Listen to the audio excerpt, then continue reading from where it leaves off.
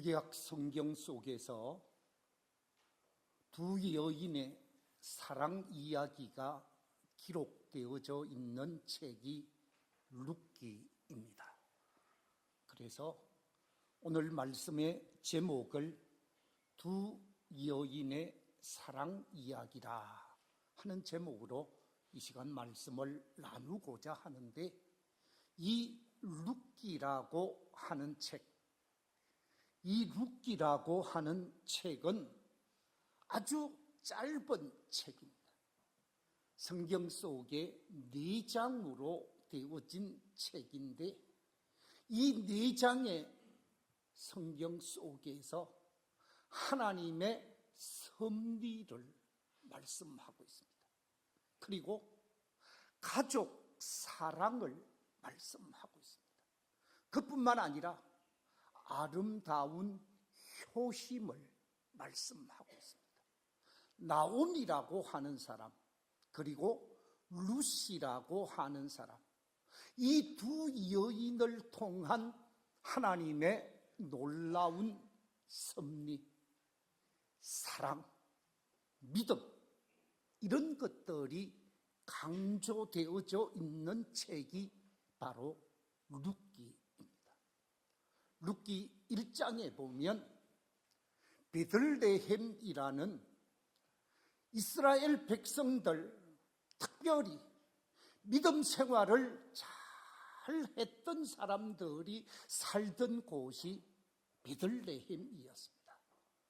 그런데 이 베들레헴에서 나고 자라고 결혼을 하고 베들레헴이 내 인생의 전부라고 생각했던 이 베들레헴에서 흉년이 찾아오면서 베들레헴을 떠나가는 한 가정이 있었습니다. 그 가정의 호주, 그 가정의 남편이 엘리멜렉이라는 사람이요, 엘리멜렉의 아내가 바로 나오미라는 여인이었습니다. 이 엘리멜렉과 나오미가 흉년이 이어지니까 더 이상 베들레헴에서 살 수 없다고 생각을 하고 두 아들을 데리고 요단강을 건너서 모압이라고 하는 곳으로 이민을 떠나게 되어집니다. 가나안 땅 베들레헴은 하나님을 섬기는 자리요, 모압 땅은 그모스 신을 섬기는 곳이었습니다. 그런데 흉년을 피해서 모압으로 가게 되어지면서 모압에 가서 두 아들 말론과 기련에게 장가를 보내어서 자부를 보게 되어지는데, 오르바라는 자부를 보게 되어지고 룻이라는 자부를 보면서 잘 살아가는 것처럼 보였는데, 어느 날 갑자기 산부자가 죽게 되어집니다.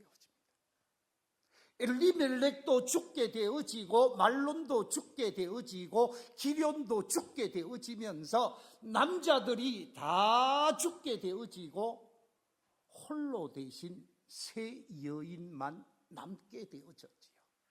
바로 시어머니 나오미와 두 자부 오르바와 룻이 남게 되어지니까 고향을 덩지고 모압에 와서 모압 땅에서 사는 것도 힘든데 남편 잃고 자식 잃게 되어지니까 자신에게 있는 두 자부에게 이 나오미가 뭐라고 얘기를 하는가? 룻기 1장 8절과 9절에 보면 이렇게 말하고 있습니다. 너희는 각기 너희 어머니의 집으로 돌아가라. 너희가 죽은 자들과 나를 선대한 것 같이 여호와께서 너희를 선대하시기를 원하며 여호와께서 너희에게 허락하사 각기 남편의 집에서 위로를 받게 하시기를 원하노라. 무슨 얘기냐 하면, 내 두 아들이 죽었으니 내가 다시 너희들에게 남편을 낳아줄 수도 없은즉 친정집으로 돌아가서 친정에서 새롭게 결혼 생활을 해서 행복한 삶이 되었으면 좋겠다. 그러면서 가라고 얘기를 합니다. 가라고 얘기를 하니까 시어머니의 말에 순종하면서 오르바가 등지고 떠나가게 되어집니다. 그런데 한 자부 룻이 어머니에게 가라고 하는 시어머니에게 뭐라고 말을 하는가?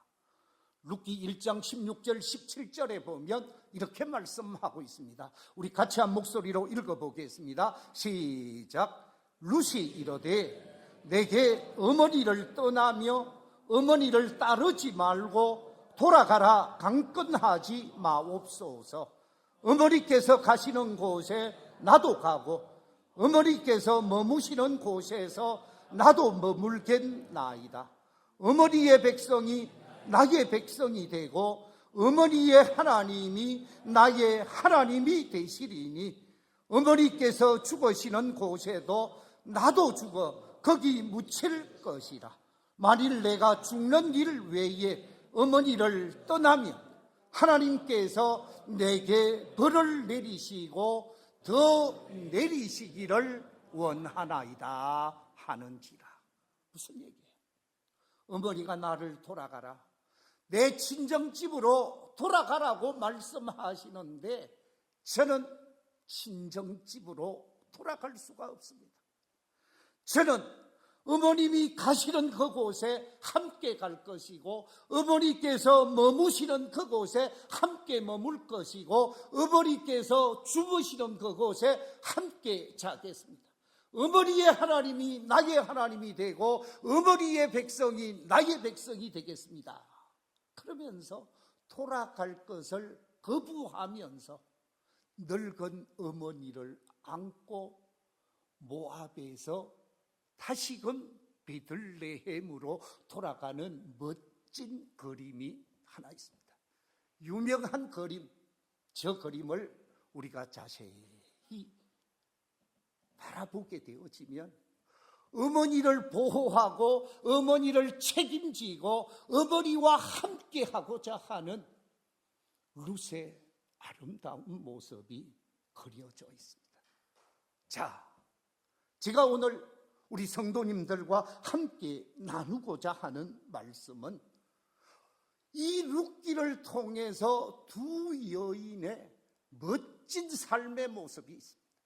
시어머니의 멋진 삶의 모습, 자부되는 며느리의 멋진 삶의 모습이 있습니다.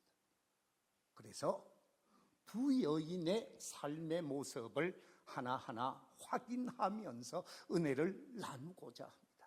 제일 첫 번째 두 여인의 삶의 모습은 나오미와 룻이 아름다운 신앙으로 조화를 이루는 가정임을 보게 되어집니다. 나오미의 하나님이 룻의 하나님이 되고 룻의 하나님이 나오미의 하나님이 되어지면서 두 여인이 신앙으로 하나가 되어진 모습을 보게 되어집니다. 방금 말씀드린 대로 어머니의 하나님이 누구의 하나님이라고요? 나의 하나님이라고 고백하게 되어지는데 자부와 시어머니가 하나의 믿음, 하나의 신앙으로 하나 되어진 사건을 나타내고 있습니다. 사실 가나안 땅에 있으면서 베들레헴에서는 여호와 하나님을 섬기는 이스라엘 백성들이었지만 이 모압 땅, 요단강을 건넌 동쪽에 있는 이 모압이라고 하는 나라는 하나님을 섬기는 민족이 아니라 그 지역에서 절대적 섬김의 대상이 되는 신이 있었는데 그 신의 이름이 뭐냐 하면 그모스라고 하는 신입니다. 이 모압의 신 그모스, 이 그모스라고 하는 말의 뜻이 무엇이냐 하면 정복자라는 뜻을 가지고 있습니다. 힘이 있다라는 거죠. 저 사진을 참 그림을 한번 보십시오.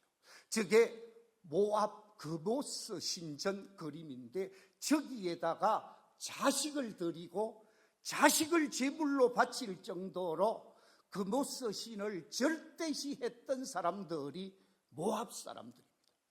그런데 모압 여인 룻이 자신이 섬기고 있었던 신이 하나님 앞에서 잘못된 신이라고 생각하고 그모스 신을 버려버리고 시어머니가 섬기는 신, 시아버지가 섬겼던 신 여호와 하나님을 섬기는 신앙인으로 하나가 되어졌다는 거예요. 그렇습니다. 가정 속에 제일 중요한 것이 무엇일까? 가족들의 신앙이 하나가 되어져야 합니다. 만약에 가족들의 신앙이 잘못되어지고 그 잘못된 신앙으로 인해서 함께 조화를 이루지 못하면 가정은 불행할 수밖에 없는 것이지요. 열왕기하 3장에 보면 모압 왕 메사가 그모스 신전에 자기 아들을 제물로 바치면서 세계를 정복하고자 하는 꿈을 갖는 것을 보게 되어집니다. 무슨 얘기입니까? 그모스 신이 모압에서는 절대적 신이었다라는 거예요. 자신들에게 힘을 주고 자신들에게 능력을 주고 자신들에게 절대적으로 영향을 끼치는 신이 그모스였습니다. 그런데 룻은 과감하게 그모스 신을 버리고 하나님을 섬기는 하나님의 자녀의 삶을 선택했다라는 말씀입니다. 베들레헴으로 돌아오게 되어지고 베들레헴에 돌아와서 이 젊은 여인 룻은 자신의 모든 정성을 다 기울여서 어머니를 받들어 섬기면서 함께 하나님을 섬기는 삶을 살게 되어지는 것이죠. 제가 아는 한 장로님이 있습니다. 대구의 모 장로님이 나이 48세에 홀로 되셨습니다. 두 분이 참 금실이 좋았고 신앙생활도 참 잘했습니다. 교회 청년들에게 많은 관심을 기울이고 사랑을 기울였던 장로님, 권사님이셨는데 나이 48에 부인이 6개월 만에 세상을 떠나버렸습니다. 갑작스럽게 암이 발병되어지고 발병되어진 지 6개월 만에 세상을 떠나게 되어지는데 그때 나이가 48이었기에 부인이 세상 떠나고 3년 차에 재혼을 하는데 제가 볼 때 안 어울리는 그런 커플인데 주변 사람들은 다 좋다고 그러더라고요. 왜냐하면 장로님은 젊었을 때 청년 시절 대학 다니면서 성령 체험을 하고 은혜를 경험하면서 거듭난 그리스도인으로 하나님을 위해 열심히 사는 장로님이셨고 재혼하신 분은 천주교 신자라고 말은 하는데 신앙이 그렇게 좋은 것 같지를 않더라고요. 재혼을 해서 얼마 동안은 장로님을 따라서 교회를 나오더니 1년 정도 지나고 난 다음에 교회 생활을 잘 안 한다라는 소문이 있더라고요. 왜냐하면 이분은 형식상 그리스도인 천주교 신자였지 성령 체험도 거듭남도 없었던 사람이기에 교회 생활 자체가 적응이 되어지지 않았던 것 같습니다. 결국은 3년 차에 두 사람이 돌아서고 이혼하는 것을 보았습니다. 세상 사람들이 볼 때는 어울리는 커플이요 잘 어울린다고 말했지만 하나님을 믿는 믿음으로 하나가 안 되니까 주일날 안 좋은 모습을 하고 있는 부인의 모습이 결국은 이혼을 하게 되더라고요. 그렇습니다. 온 가족이 신앙으로 하나가 되어지는 것보다 귀한 것이 없다라는 말씀입니다. 하나님이 있는 곳에는 축복이 있고, 하나님이 있는 곳에는 기쁨이 있고, 하나님이 있는 곳에는 행복이 있지만, 하나님 없는 곳에는 비극이 초래되어질 수밖에 없는 것이지요. 대문호, 영국이 낳은 대문호 하면 우리는 한 사람을 이야기하게 되어지는데, 그 사람이 누굽니까? 그렇습니다. 섹스피어입니다. 이 섹스피어는 정말 대단한 문장가입니다. 그의 글을 통해서 전 세계 사람들, 그가 세상을 떠난 지 벌써 수백 년이 되었습니다마는 지금도 엄청난 영향력을 끼치고 있는 것이 섹스피어입니다. 섹스피어가 젊은 시절, 청년 시절, 이 혈기왕성한 시절, 인생 전반부에 기록한 책들은 보면 희극을 기록해 놓았습니다. 다시 말해서 해피엔딩으로 끝나는 책들을 많이 썼습니다. 그런데 인생 후반기에 쓴 책, 노년기에 쓴 책을 보면 다 비극입니다. 우리가 잘 아는 대로 로미오와 줄리엣이라는 비극적 소설, 로미오와 줄리엣이 두 사람 다 죽게 되어지면서 소설이 끝나는 아름다운 사랑이었지만 비극적으로 끝나는 내용을 보게 되어집니다. 뿐만 아니라 그가 쓴 햄릿이라는 책도 마찬가지입니다.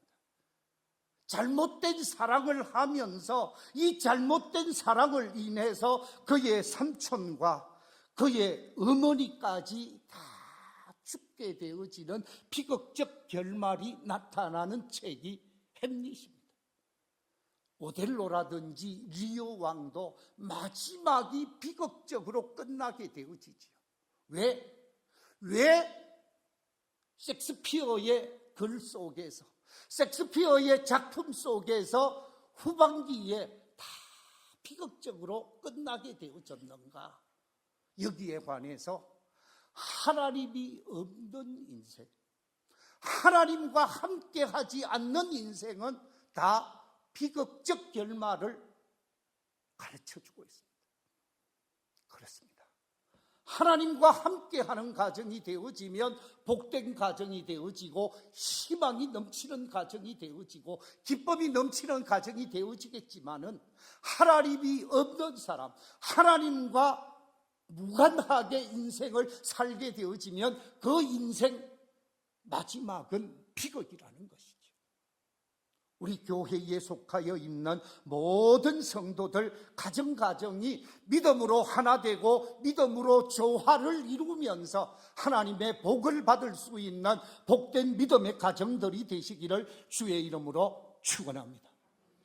두 번째, 이 두 여인을 통해서 우리가 발견할 수 있는 아름다운 삶의 모습이 무엇인가? 두 여인 나오미와 룻이 서로 사랑하고 섬기는 모습이 말로 표현할 수 없는 감동으로 나타나고 있다는 거죠. 시어머니가 자부를 누구보다도 사랑하고 있고, 자부인 룻이 시어머니를 누구보다도 사랑하게 되어집니다.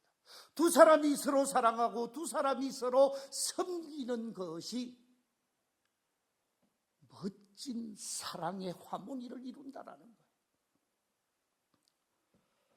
이 나오미가 모압에서 두 아들이 죽고 남편이 죽고 난 다음에 자신의 고향 베들레헴으로 돌아오게 되어지는데, 베들레헴에 돌아와서 베들레헴 생활을 하는데 논 한 바지기 없는 거예요.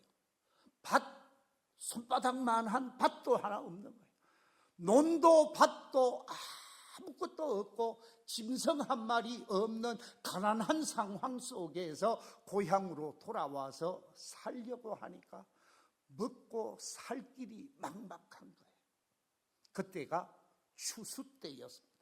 보리를 추수하고 밀을 추수하는 추수 때였기에 이 룻이 젊은 여인으로서 자신의 체면, 자신의 자존심, 자신의 그 어떤 자신의 모습도 다 내려놓고 시어머니를 위해서 이밭 저밭 이논 저논으로 다니면서 다른 사람이 추수하고 나서 흘려놓았거나 떨어뜨린 보리 이삭을 줍는 일부터 시작합니다.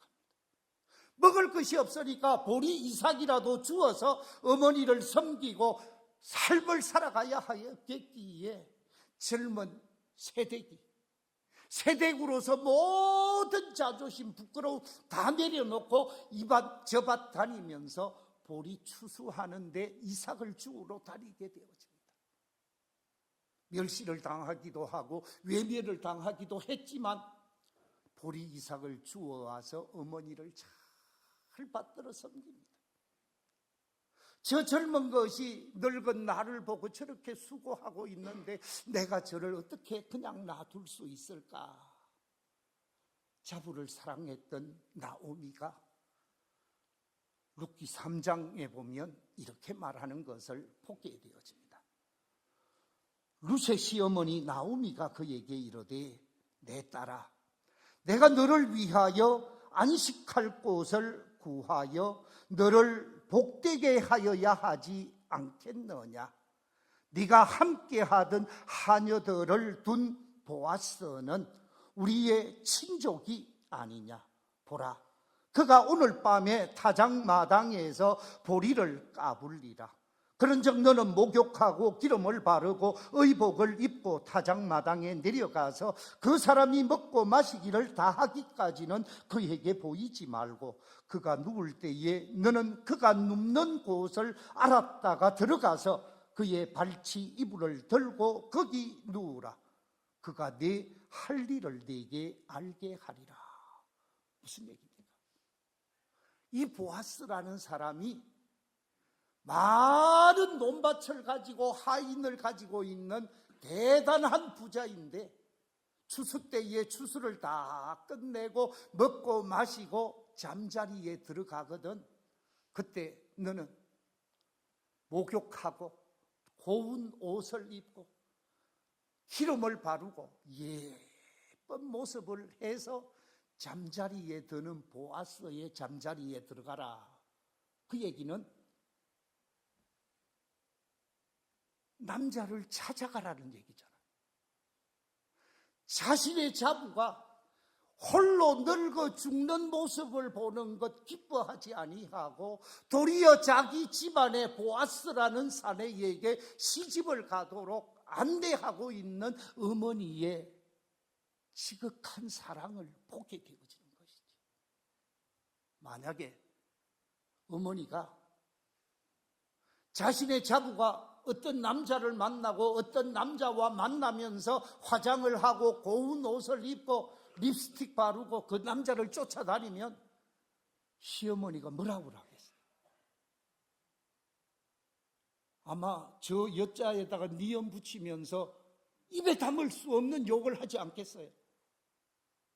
그런데 이 나오미는 룻에게 보아스를 소개하고 보아스와 좋은 관계를 만들면서 결혼할 수 있는 길을 열어주고 있습니다.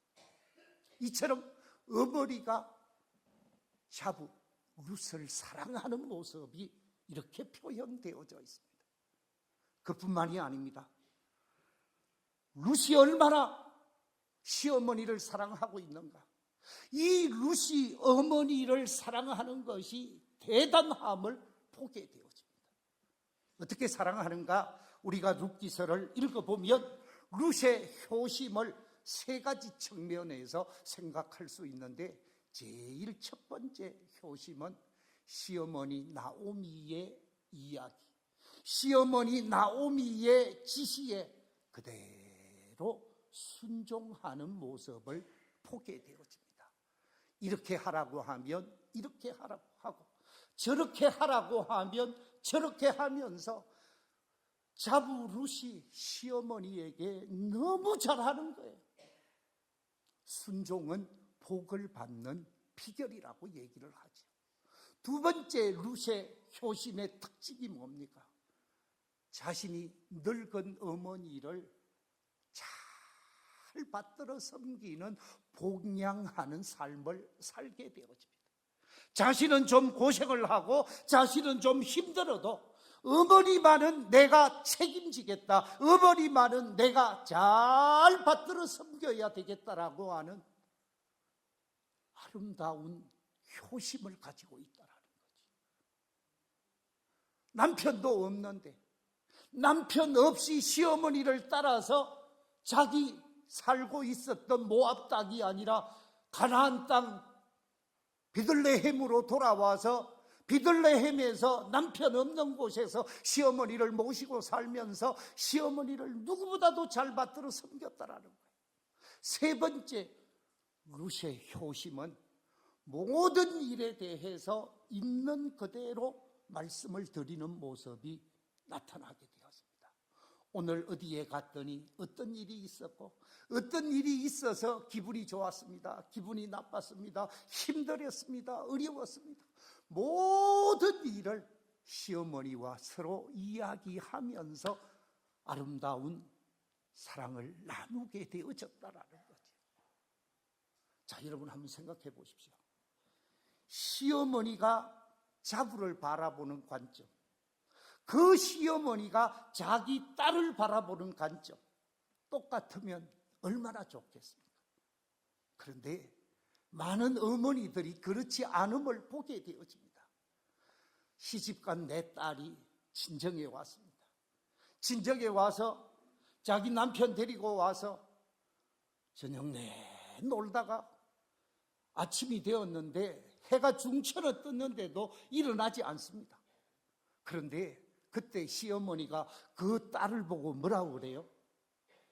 제가 참 피곤한가 보다, 제가 참 시집살이를 많이 하는가 보다 그러면서 그래, 자 신경 쓰지 말고 자 그럴 거예요. 그런데 자부가, 서울에 있는 자부가 밀양을 왔어요. 밀양에 와서 하루 저녁 잠을 자고 나더니 그 다음날 아침에 자부가 일어날 생각을 안 해요. 지금 막 새가 노래를 하고 햇빛이 막 온 집안을 가득 채우고 있는데 안 일어나. 시어머니가 뭐라고 그래요? 저년이 나를 무시하나. 아마 그러는 사람 없잖아, 있을 거예요. 딸을 보면 그래 얼마나 힘들겠니 자 하던 사람이 며느리가 그러면 난리가 난다니까요. 똑같은 모습인데 바라보는 시선이 달라요. 바라보는 사랑의 온도차가 너무 많이 난다라는 거예요. 그런데 나오미는 자부를 누구보다도 사랑했어요. 또 자부 룻은 어머니를 누구보다도 사랑하며 이해했습니다. 이처럼 사랑하고 섬기는 두 여인의 삶의 모습이 너무 귀하다라는 것이죠. 우리 교회 속에 있는 모든 시어머니들이 나오미 같은 시어머니가 되시기를 주의 이름으로 축원합니다. 모든 자부들이 룻과 같은 자부가 되셔서 아름답게 섬기고 효심을 다하는 믿음의 가족들이 되시기를 주의 이름으로 축원합니다. 사랑하고 섬기는 두 여인의 아름다운 모습, 이것이 오늘 이 시대 속에서 한국의 모든 가정이 배워야 할 교훈일 것입니다. 이처럼 아름다운 사랑을 경험하고 배우게 되어질 때 하나님께서는 그 가정을 축복하시고 그 가정을 잘되게 하시고 그 가정을 복되게 하시는 것입니다. 오늘 본문을 보십시오. 자, 오늘 본문 룻기 4장 14절 15절 같이 한번 읽어보겠습니다. 시작. 여인들이 나오미에게 이르되 찬송할지로다.